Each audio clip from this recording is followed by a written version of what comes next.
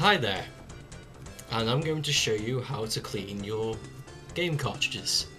Now, if you own a Mega Drive, then you probably own one of these. But, you know, the odds are if you were around at that time, you probably own one of these. Or if you're just an avid collector.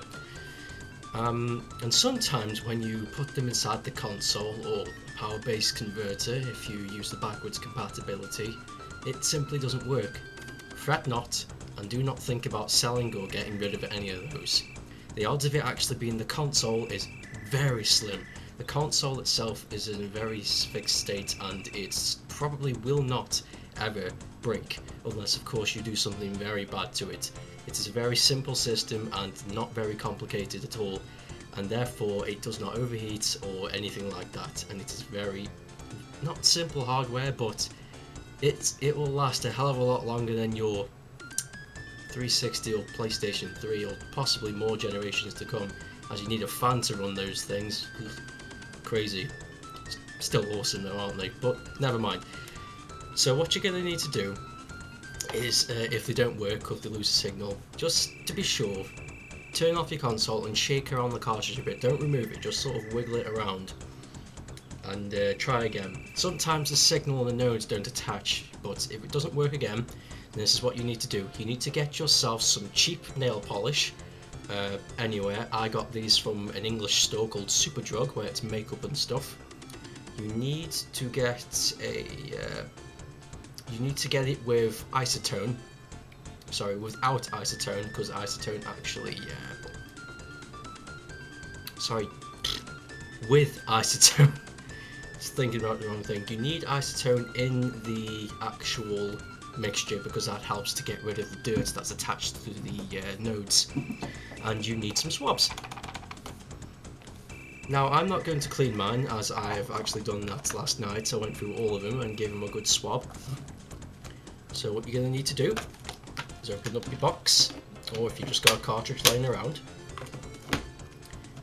take your little cartridge, get your swab, dip it into the nail polish, and just gently wipe it once on top, turn your swab over, and once at the bottom. Okay, then you just leave it.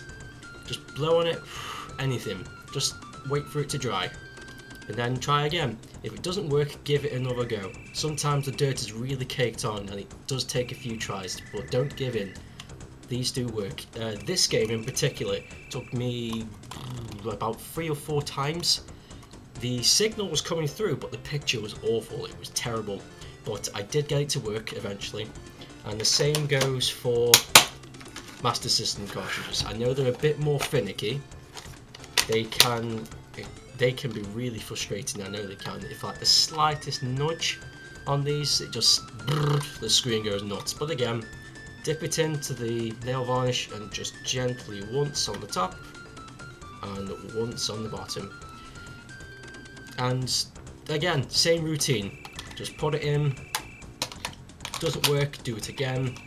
Do that whole palaver. The odds of these actually breaking is very slim indeed. It is very, very rare that you'll get a bad copy of any of these. The technology is simple and the protection is brilliant. I mean, what other game can you say that has got a plastic casing forever in its life? None. I mean, discs will scratch easily, but if you're not an idiot, you'll look after your games.